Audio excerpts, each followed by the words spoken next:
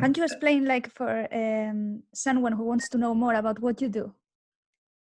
Yeah, so the idea is that when they come to see a practitioner like myself, they're getting the combined knowledge of my own sort of personal injury story and what I found personally works, because generally in practice, and there's only one exception, which is ladies' fertility and HRT treatments, which obviously I can't go myself because I'm not that way constructed.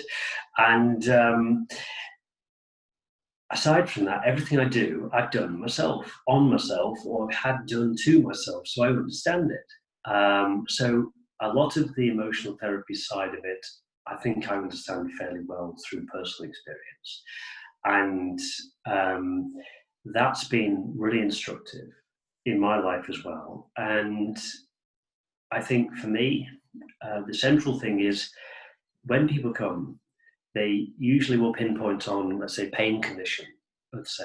And the traditional medicine is really good at going, okay, you've got 1, 2, 3, 4, 5 ways to deal with that. We're going to try 1 and 2 first because they're the least invasive, and that's the key thing to get across to people. Whatever you do in your life, start with the less invasive ones first and then work up the spectrum. Don't start with open heart surgery. It is not the way round to do things. Okay, so if you start that way, although it may mean that you've got a bit of trial and error basis to work out first what works for you, you can actually then not checkmate yourself a third of the way through the process when you realize actually we've gone one way, we need to just double back and go another way.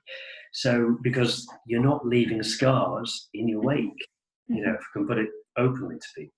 So with the traditional medicine, you've got the dietary analysis. So you've got the most preventative aspect of all.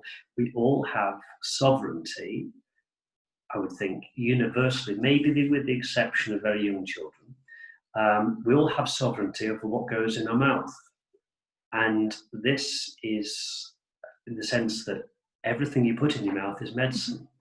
And in the traditional medicine process, going back over 5,000 years, there are writings both in the Chinese medicine and Western medicine traditions, and gosh, all of the ancient cultures in the world. And it goes back a lot further than that, I think. But it's that way written down that talk about the different attributes of health and fitness and what your food does to you internally. And Western dietitian work is relatively new to this party, but it's been categorized before. So if you're having a lot of ginger, then you're going to have a lot of heat within the body, because the heat, you can taste it, it's fiery. Or if you have a lot of chilies and hot food, it has a fire to it. And there's a certain sweet spot where that's great, but too much of it, and you'll start to dry yourself out, and you start to literally dry your moisture out of your body, which then give you the effects of, arguably, arthritis. So then you know what to do. If you have fewer of these influences in your life, you can self-treat your body. Some aspects of food you can find are naturally anti-inflammatory, so locally sourced, organic produce, berries of various different kinds, blackberries, blueberries, raspberries, strawberries, maybe not, but strawberries used with caution. Some people, they have a really bad reaction to those. But certainly blueberries are really good anti-inflammatories. If you're having a small number, let's say 10 tiny amounts per day, it's going to help you with your digestion. It's going to drop inflammation. Any issues you've got in your life will be less. Only with 10 blueberries? Well, simple things like this. Gosh, this is where people find that actually they're doing most of this themselves anyway.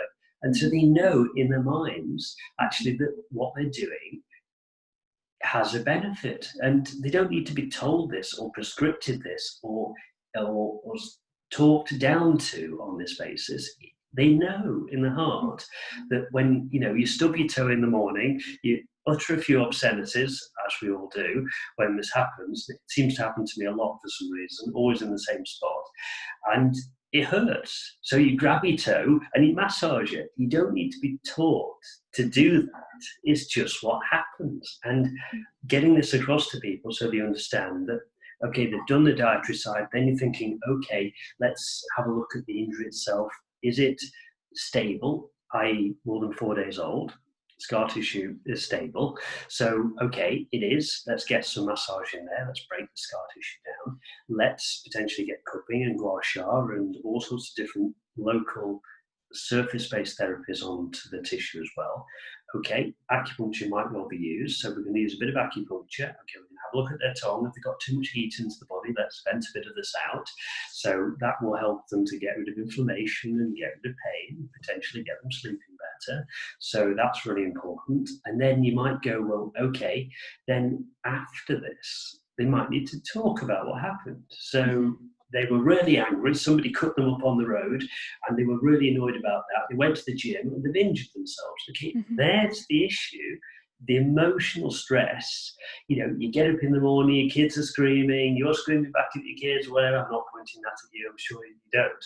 But you're doing this and then you wonder why you get headaches or anxiety attacks, and there lies the issue right there and then. So treat the issue at cause on that basis. So there's the emotional therapy work as well. And then you've got the other side of thinking, well, what you've got around you makes a real difference. So I'm being very naughty here. I'm having some black tea with a bit of milk. Shock horror, milk is really bad for you. But if you tonify your liver and you get rid of anything from the lungs, I'm quite fortunate. I do quite well with milk. Some people really don't, so be careful, take it one by one, individual basis. But I know what to do to fix this. So if I go for a run, I'm going to clear my lungs out. I'm going to train the issue out of my body. I'm going to help to get rid of the phlegm and the damp, which is called in Chinese medicine. It creates dairy. And then I'll feel a lot better for it. So I can have the things that I shouldn't be having in my life, but I can still live my life. It's balance, right? Everything is balance in life. And that's it. So, this is what I'm trying to get across to people, that there is an equation that we're all part of.